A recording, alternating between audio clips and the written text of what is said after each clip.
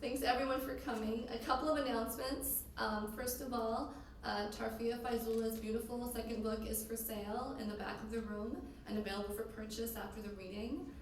The poet has also agreed to graciously sign books for anyone interested. After our reading, there will also be a period of questions and answers where people can ask questions of our visitor. The other matter of business is just to say, please take a moment to turn off your cell phones and put them far, far away. Thank you so much. So Tarfia Faizullah is a Bangladeshi American poet who grew up in Midland, Texas. Her first book, Steam, published in 2014, explores the ethics of interviewing as well as the history of the Bangladeshi women tragically raped by Pakistani soldiers during the Liberation War of 1971. For her remarkable work, she won the Crab Orchard Series in Poetry First Book Award. Of her book, she is quoted as saying, "I don't believe that there is an art that can ever render something as unreasonable and as violent as human suffering. I tried to write a book that acknowledges the limitations of that rendering, as much as it is helpless before those images of the atrocious and the ways in which those images are forgotten, even as they continue to haunt us." Faizullah's honors and awards include an Associated Writers Program Intro Journals Award, a Dorothy Sargent Rosenberg Prize, a Copper-Nickel Poetry Prize, and a Plowshares Cohen Award. Her highly anticipated second book, Registers of Illuminated Villages, which she'll be reading from tonight, extends and transforms her powerful accounts of violence, war, and loss into poems of many forms and voices. Elegies, outcries, self-portraits, and larger-scale confrontations with discrimination, family, and memory. Register of Illuminated Villages suggests illuminated texts, one a Quran in which the speaker's name might be found, another a register of 397 villages destroyed in northern Iraq. Her book also includes the imagined soliloquies of survivors in the village of widows, which suffered unspeakable losses during the Liberation War of Bangladesh in 1971. The structure of her book places these villages into relationship, illuminating in the new register of her poems voices marked by unspeakable losses.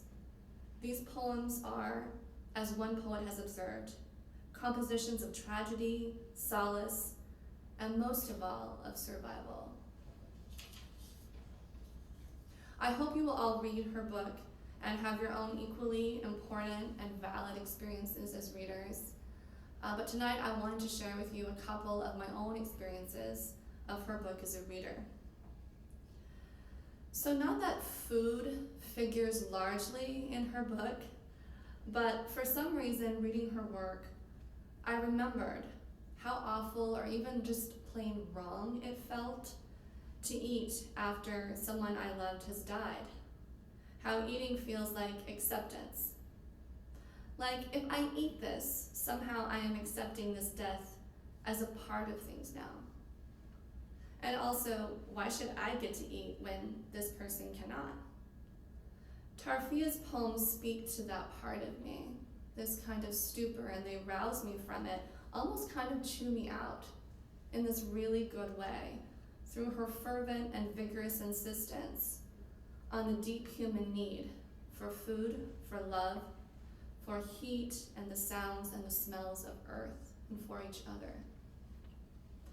There's a scene in the Iliad in which Achilles, grieving for the loss of his beloved Patroclus, refuses to eat. Because I had the privilege of teaching ancient to medieval literature at our institutions, I have read this poem many, many times. But Tarfia's poetry really allowed or just opened up a way for me to hear Homer's words in this scene in a greater magnitude. "You talk of food," Achilles says. "I have no taste for food. And Odysseus answers, "Let your heart be swayed by what I say. You want to grieve for the dead by starving? Impossible." And what I see now is that eating again doesn't just give Achilles the strength to kill more Trojans, it puts him on a path to restoring the humanity he lost when his lover died. I mentioned earlier that her poems include the voices of orphans and widows from devastated villages, which led me to further reflect on their experiences and on other recent forms of devastation as well. It's kind of a dark time right now, or at least I felt pretty weighed down in recent weeks and by kinds of events that are happening in our world. Sometimes I feel the desire for a universal voice to unify and heal our humanity from all the losses we've had.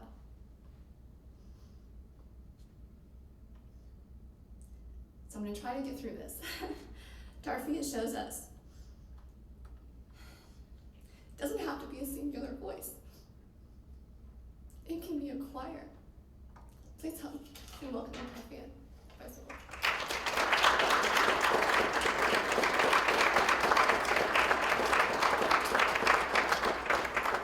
Hi y'all, how's it going? Is this my water? Is that also my water? Oh, cool. All right. Thank you, Jessica, for that. It was beautiful. I'm just gonna dive right in and read some poems. Sometimes I talk a lot, sometimes I don't. We'll see what's gonna happen. What I will say is that it's been really wonderful to be here the last couple of days among y'all and in your community, and thank you for being so welcoming and warm to me. I'm gonna read the first poem in the book. It's called Register of Illuminated Villages, and it begins with a quote from an episode of Frontline. I have a register which lists 397 illuminated villages, Kurdish villages in northern Iraq. The work is called the Register of Illuminated Villages. It's a very decorative, pretty thing. Somewhere in this insomniac night, my life is beginning without me. In northern Iraq, it is high noon. The sun there perched over fields shriven with lilies, the petals of orange poppies red with the light that a gauze of gray sparrows glides through, over sheaves of bone too stubborn to burn, all that is left of those razed towns. A mother turns to a father in the cold room they share, offers her hands to his spine. I curl inside her, a silver bangle illuminated by candles' flame. I curl beside you. Lay my head close to the vellum of your smooth back and try again to sleep. Count to 1,000, you suggest. Count to 2, 3, as someone must count hacked date trees, hollowed hills paved into gardens, though the scholar on tonight's Frontline only counted each town destroyed, 397 of them. Who counts dolls, hand-stitched, face down in dirt, count to 4, 5, 6, count cadaver, stone, belongings, pots spun from red clay? Who will count the amputated hands of thieves? A mother presses a hand to me. Inside her, I thrash, a stalk of wheat blistered by storm. Sleep comes, brief as it is bright. I startle, awake, turn to you. The register I know is real, fat with the names of the dead, elegant strokes of sharp pencil etched into thick pages. A father presses an ear to a mother's belly. I am wide awake. Count to 7, 8, 9. You murmur, turn to me. Someone must be counting hours spent weaving lace the color of moonlight for a girl's dowry. But I don't have the right to count hours, girls, dowries, just the skin-thin pages of the good book I once cut a hollow into, condoms I stored there, cigarettes. Count each minute I waited for them to fall asleep. Count nights I sat alone on the curb, held smoke inside my mouth, released whirls of it into the air. A father leaves a mother asleep on her side, the crocus of my fetus nestled inside. I draw over us the thin sheet. A father reaches for the Quran, thumbs through page after illuminated page, runs his finger beneath each line of verse, looks everywhere for the promise of my name.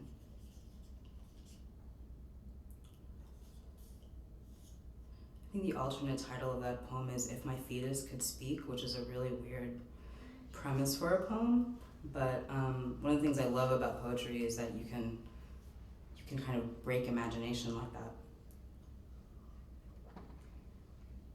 I have this fear at some point I'm gonna like go over there and drink that water too, and y'all are gonna judge me for it, but I guess that's just what it is.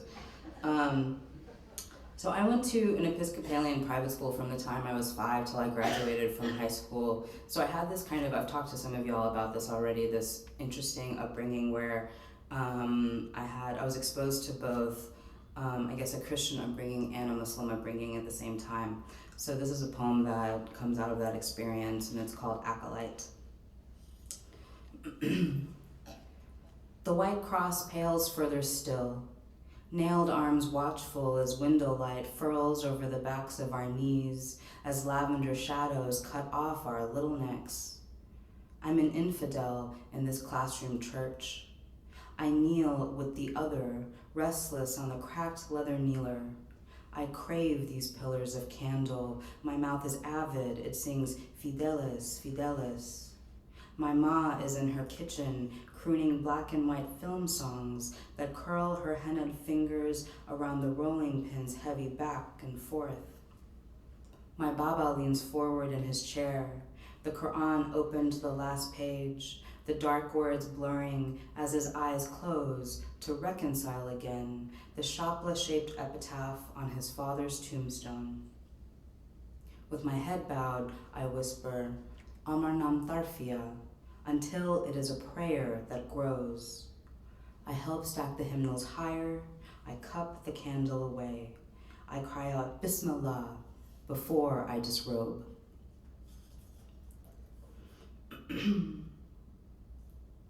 Your own country.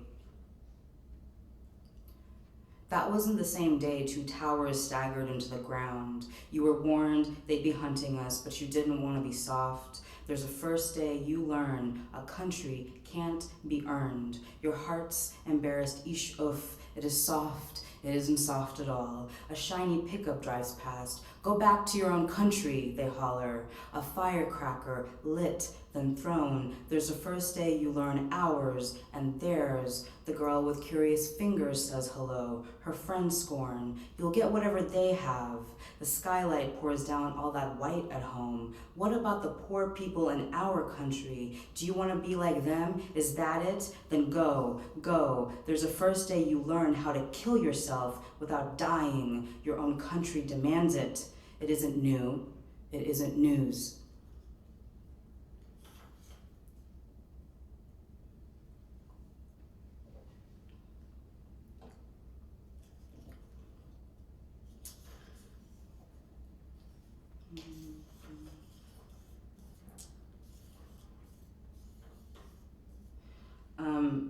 So some of y'all have heard me geek out a fair amount about how much I love the Oxford English Dictionary, so you're gonna have to hear me repeat myself about my devotion to a text that I think has all of the answers to life's questions. This is a poem that features an obsolete definition of the word fat, which was something I was called a lot growing up, but not in a very nice way. And so what really cracks me up now about this is that according to this particular definition of the word fat, anytime I was being called fat, they were actually complimenting me. So this is called Before the Accident and After. I promised to lose weight was a lie I told in every register I knew, until the night the wind blew backward, and exactly 7 yellow poppies grew from the mouth of her corpse I tried to cuddle. I then began to count the number of times my insomniac friend said the word tomorrow, the number of years any cactus outlasted my sister, pound after pound of the weight I lost, then gained, then lost, then gained. My gravy-thick horror, my piles of chicken bone sorrow. I tried to stop missing my little sister so I could better love my pretty mother, shadows engraved in the secrets of her wedding bangles. But no one wanted to kiss me, and it doesn't matter. Fat is a silver vessel that holds holy water. I was fat before the accident and fat after.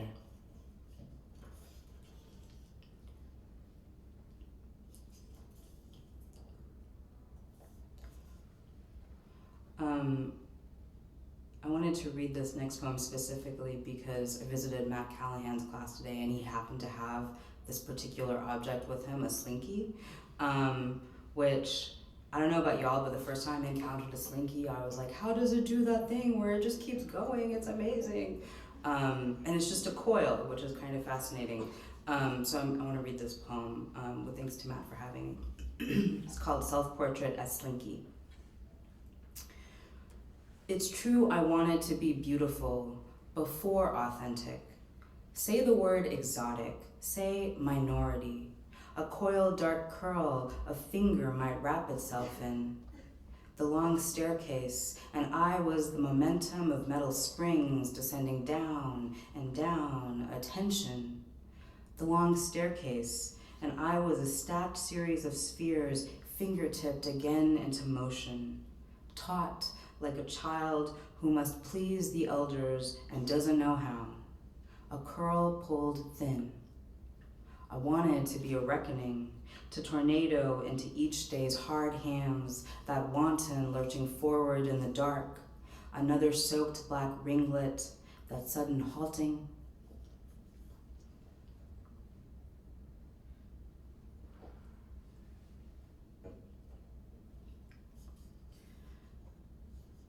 What this elegy wants.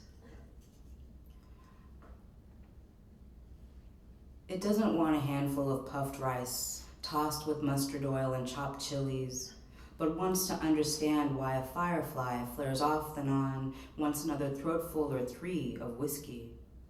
This elegy is trying hard to understand how we all become corpses, but I'm trying to understand permanence. Because this elegy wants to be the street lamp above me that darkens as sudden as a child who, in death, remains a child.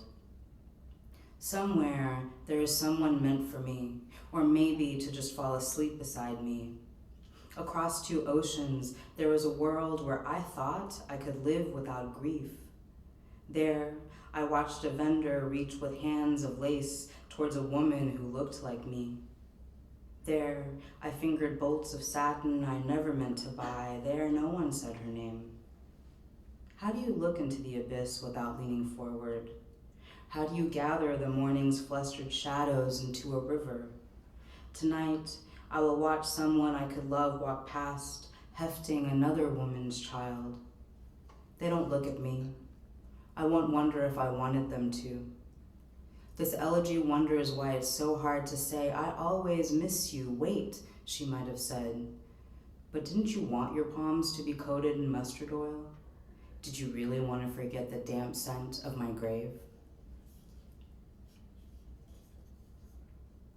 How many of y'all have younger siblings? All right.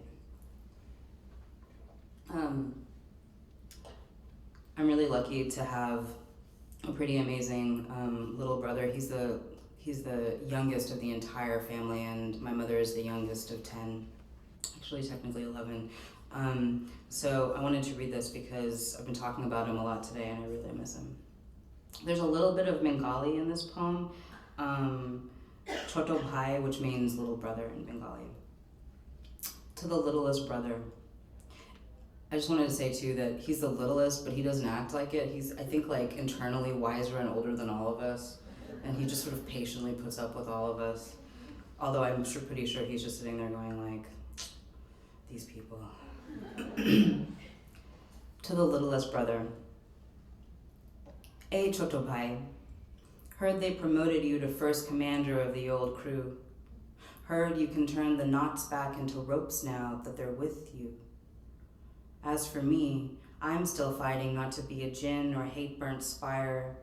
I haven't razored my wrists, though, or pilfered the pills to end the endless clang and clamor of oil change, what should we eat, cash register.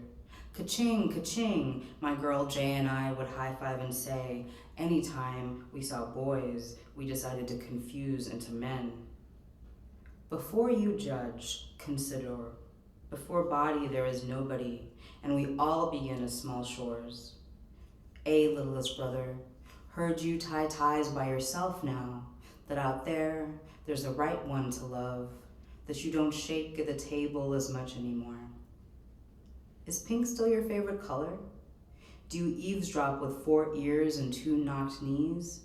Listen, the ache of a sister for a brother isn't obvious or absent. I swear, not all of us die at war or in accidents. Chotopai, the books I left are secrets, underlined beside a summer-heavy pecan tree. Right past all the censors, I'll grab cheese sticks, high-five you after, tomorrow. Remember?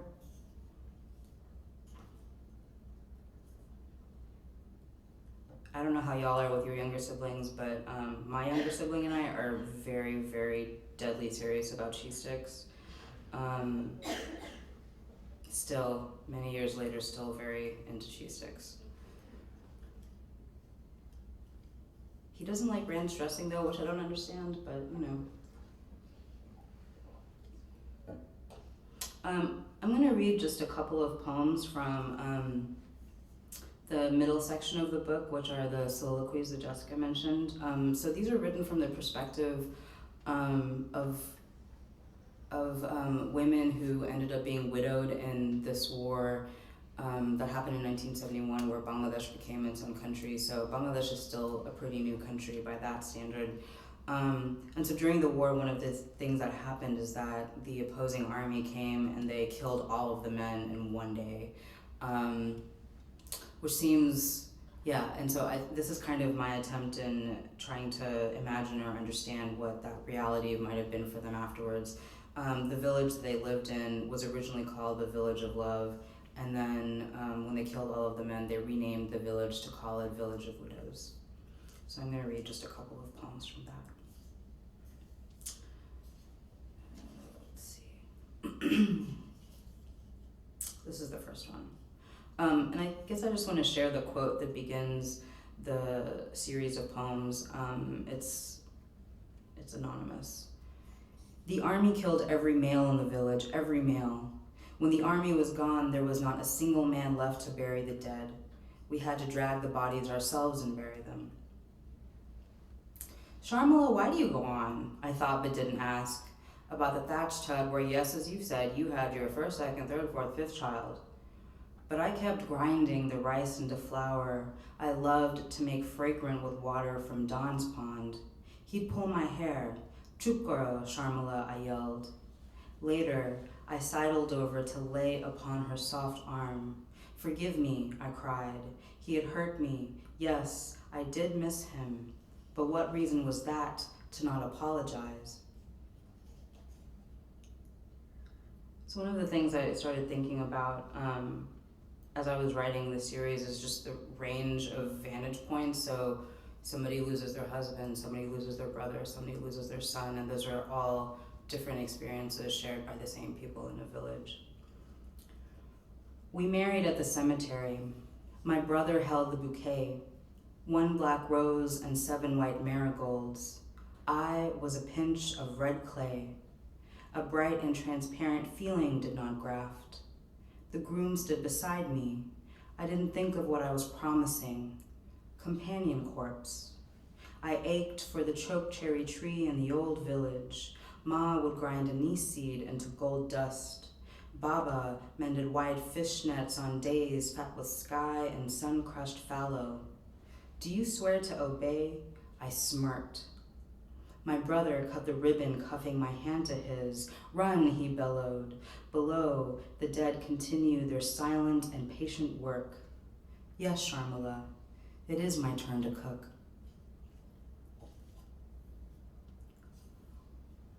I was told I should say no and taught to say yes. So every day, it's okay that jumps out of my mouth. Ponds full of them, so many lazy frogs. Okay, acha, okay, TK, sure, okay, we say. Why don't we hop away or stop being gross green bloats? Ja, I'd rather be a shapla fool, fat, pink, afloat.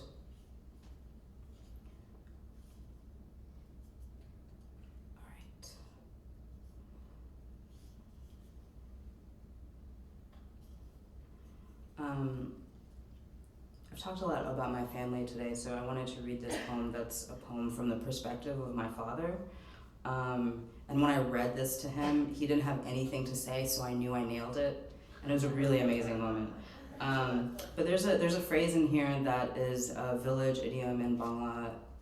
It's Dunia dari kochu patar pani, which means the world is the water pooled inside of a palm leaf. Which to me is just such a beautiful idea.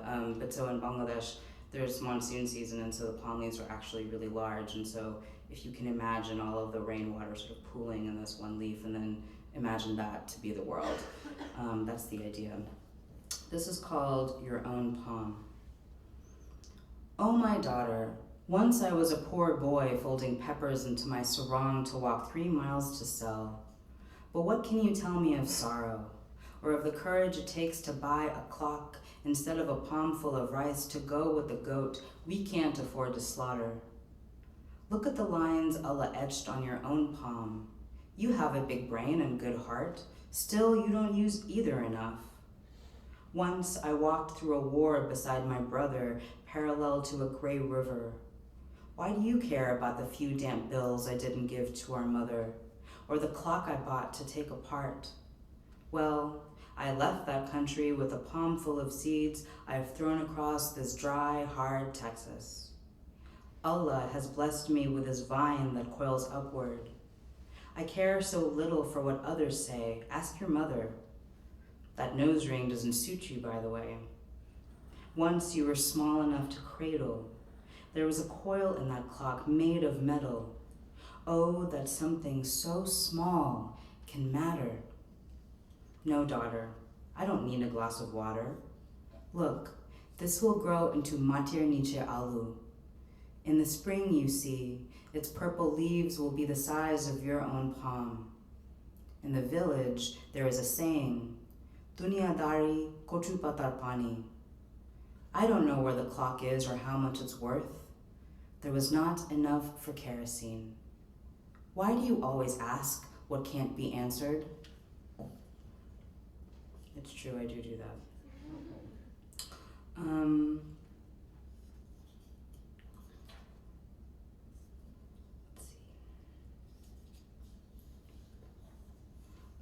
I wanted to read this next poem because of a conversation we had in Jessica's class about mythology. This is a poem that's, I guess, kind of a contemporary rendering of Artemis. It's called Self-Portrait as Artemis. How are y'all doing? I'm kind of just barreling ahead. Sometimes I feel a little bit like I want to talk like somebody who's a flight attendant who's like, I know there are many choices for your Thursday evening, so thank you for flying Tarfia Airways. Self-Portrait as Artemis. It wasn't long before I rose into the silk of my night robes and swilled the stars and the beetles back into sweetness. Even my fingernails carry my likeness, and I smudge the marrow of myself into light. I whisper streetcar, ardor, midnight, into the ears of the soldier, so he will forget everything but the eyes of the night nurse whose hair shines beneath the prow of her white cap.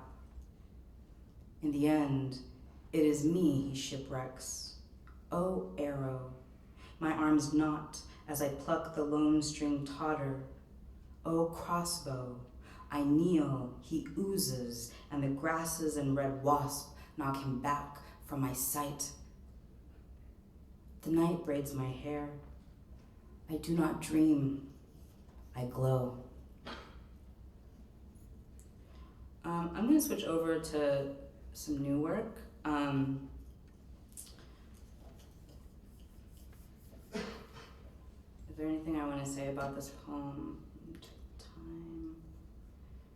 Okay, yeah, I think I'm going to read this poem and close with one last one after this. This is a little bit of a longer poem, and it's kind of a story that I'm telling, so feel free to settle in. This is a poem that I wrote after someone I was dating briefly this summer. I'm already sort of like, I was dating, but yeah, so somebody I was seeing very briefly this summer, one day casually was like, write a poem about my brown shoes. And I was like, all right. So this is called, You Asked Me to Write About Your Brown Shoes, So I Do. And I mentioned two different composers and songs in here, Moonlight Sonata by Beethoven and Clair de Lune by Debussy. Listening with you to Moonlight Sonata, I remembered that there was a time that I too played the piano until I quit. Not because I wasn't any good, but because I wasn't already great. And there was then what has always been, war. I lost faith. I couldn't concentrate. Back then, I coveted white high-top leather keds to impress the freckled kid in homeroom, so he'd want to spear me into frank fever. Poseidon me already, I'd think, so I can go back to reading while pretty. But when you're told often you're ugly, well, what can you do? So I kept myself from others so as not to sully the value of a beautiful view. I didn't get then that the privilege of being the bullied brown kid at school cost my folks a pretty penny and a whole bunch of ugly ones too. I threw a tantrum and my folks got me the shoes because what's cooler than being cool? Even now, shout out to Andre, even now I close my eyes in shame. It wasn't the maple piano's fault, bought used, I didn't improve or wasn't in the mood. I dismissed discipline and developed an attitude. And of course, there were the shoes, which turned sooty and uncouth with overuse. It's easy to forget that fancy accessories aren't what get you the primo gal or top shelf dude. Then there were the lean years I was too broke to afford my own sob story. And last night, I boo-hooed all over my birthday pedicure. And maybe I didn't get to fall asleep in a Scorpio's sepia arms, summertime smooth, but some nights I still can't seem to help my own gratitude. Or maybe you wouldn't see it as bratty. What would you think if you'd known the me cast out for being an anomaly? The one who roamed howling because I was banned from the pack for veering off the beaten path, and even now my eyes burn. Though I no longer hear the hammer of my brave and contrite father's fear coming down. Why don't you ever listen, he thundered, before the door between us closed, but not, mashallah, for good.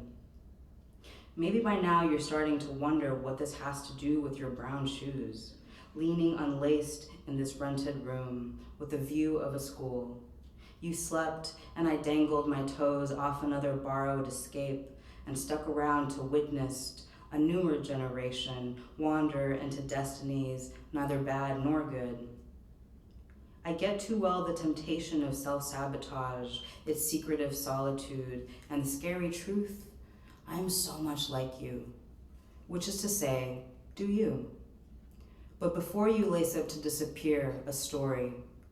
I once sat and played your song Moonlight Sonata again and again until it was brand new.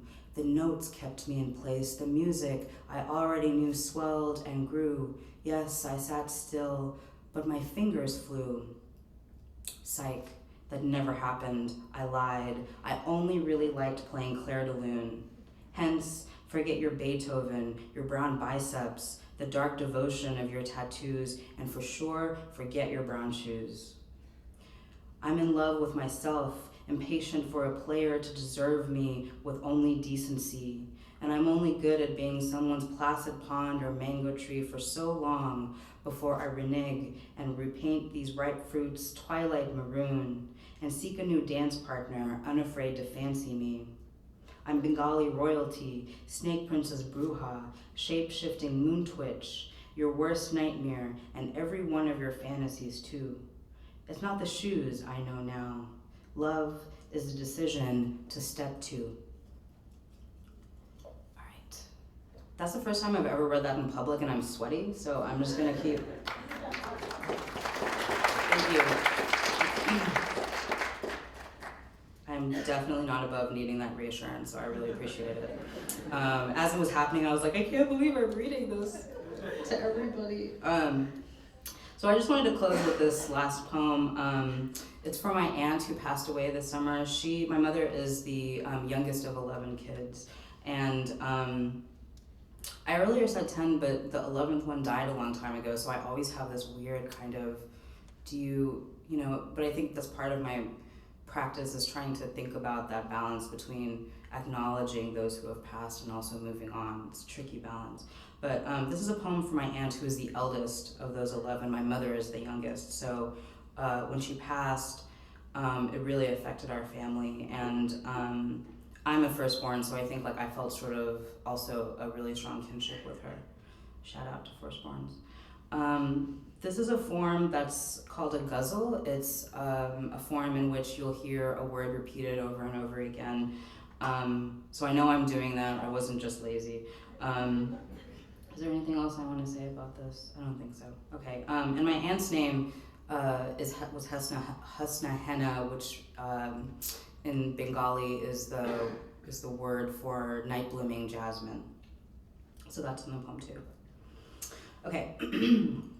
This is another new one. It's called Infinity Ghazal, beginning with lice and never ending with lies. Lice? My aunt once drew a comb through my hair steady. She wouldn't let what feeds on blood eat my inner tree. Where now is the word for such intimacy? I know it's still, but all I see are jungles burnt of our rarest trees. My point is, it takes a while to say, I am a fire hazard, or a household of rare birds is another way to say tree. I wrote one draft of this poem, then she died. Will I forget her name, Hasna Henna? Let's go smell a tree, night blooming jasmine, oh so heavenly. A sapling succeeds by flourishing from a tree's seed. How else to perfume these needs we breathe? A sapling, of course, being a small and soft tree, i.e. a baby tree. I grieve the rice she fed me off a palm leaf. Only now can I fully marvel how finely formed is a tree. Someone I loved told me to stop with the oceans in my poems. Well, oceans and oceans and oceans. We drowned so many trees. Night blooming tree, baby tree, once and future tree. Lately, all I think about are trees. Read this again to replace tree with refugee. Tarfia means joy in the margins, and also one who lies to protect trees. Thanks y'all so much.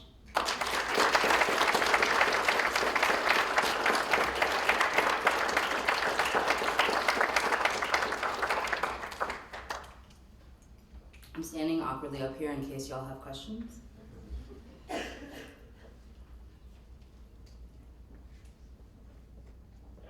Yeah. Break the awkwardness. Great, thanks. So, have you ever found yourself, I don't know, with an idea that you just can't put on paper? Does that ever happen? I don't know. I just wanna, when do you get that writer's block? Yeah, yes. But I have to say, I think it's more rare than it used to be. I think because one of the things I realized about writing is that writing is not in and of itself a block. I'm kind of creating that block. So if I don't take the time to put an idea on paper, it's really my bad, not any, it's nobody's fault except my own. So even if I know, that feeling you get, sometimes I'll sit down and write something and I'll be like, this is really amazing and it's really taking off and it's coming out the way that I wanted to and whatever. And other times it's a lot harder. And I think when I have that, it's a lot harder feeling. And I get really frustrated and that feeling of being stuck. What I usually do is kind of put it away for a while and then come back to it. But I still kind of make myself try to ham-fist my way through it. I think because one of the things I like about writing is that it's so hard. I don't want it to be easy. Yeah, thank you. And thanks for breaking the awkwardness. Hi, yeah. What was the first event that really like brought you to poetry? Like where you saw it and you were just like, all right, I need to write a poem now. I've been lucky that I've had a lot of experiences like that, but the one that I want to share right now is, there was a library at the school I went to, and Mrs. Fernandez was a librarian at the time, and she was kind of scary and intimidating, but she would always let me come and sit in the library when you weren't supposed to be in there, which I loved her for, even though she never smiled at me ever in the entire time I knew her, never once.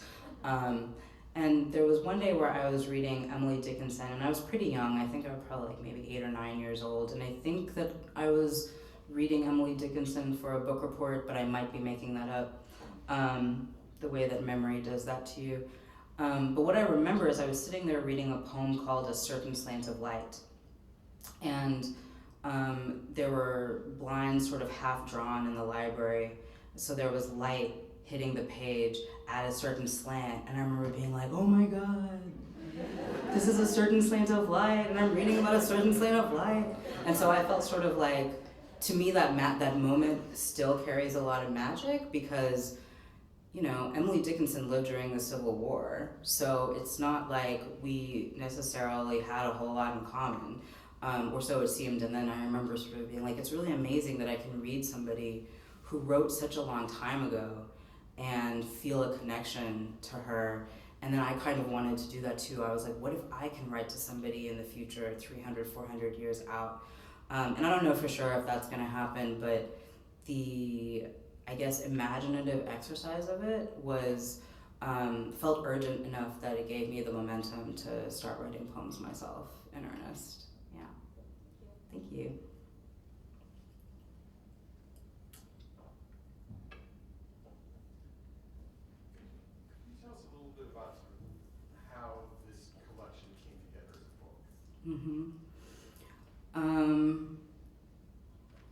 I cried for a long time on and off, and then finally it happened, or I feel like it happened all at once.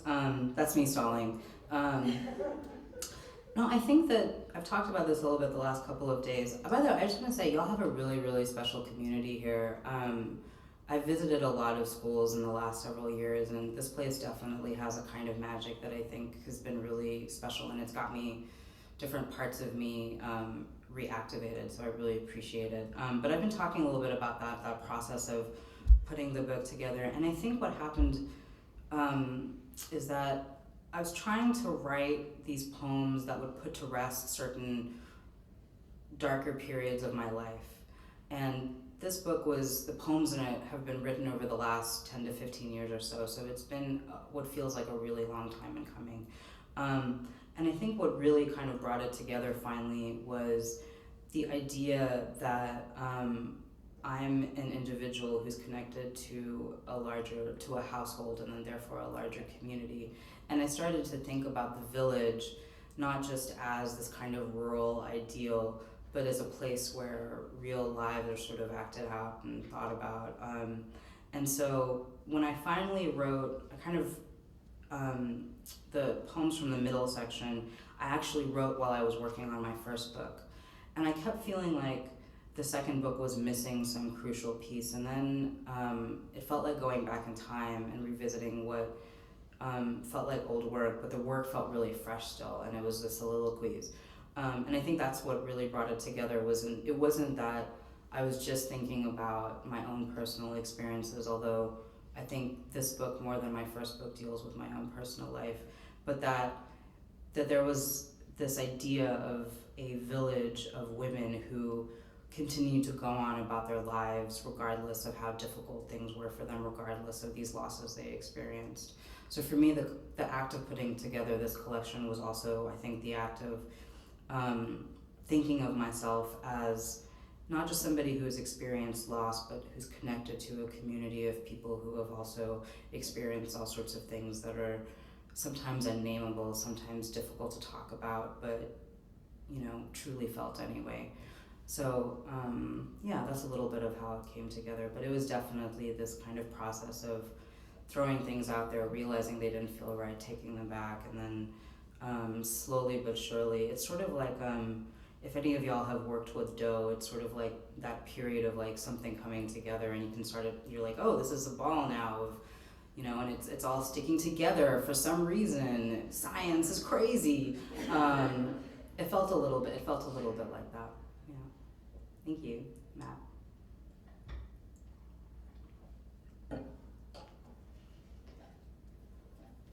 Yeah. Hi. How would you say your poetry has developed as you have grown and developed as a person?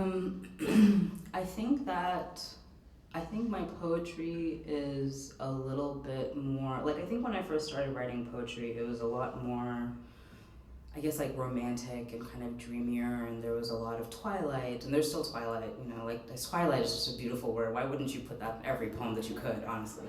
But it was a little dreamier, and it was a little bit more romantic, and then I think that the revelation was really that you could say things straightforwardly in a poem, and that you could really articulate things that are really difficult but actually very simple also at the same time. I really believe in and think about how and value, I guess, life's inherent contradictions, how you can sort of be simultaneously sad and joyous at the same time. Like, I think that we don't ever experience one feeling in a vacuum at once. If we're angry, we're also frustrated and also tired and also maybe low on blood sugar and so on and so forth. Speaking for myself, hangriness is a real emotion that I experience pretty regularly. But so that experience of realizing that that you can convey things that seem contradictory but in that way are actually very true, and learning to understand that that a poem is this really amazing compact form that can hold all sorts of contradictory truths, and that truth in and of itself is contradictory. So I guess I would say that I feel like I left at some point sort of like, not entirely the kind of what I would think of as like this romantic dreaminess, and started really thinking about how poetry could be used to say things that are really hard-hitting. Yeah. Thank you. We have time for one more question.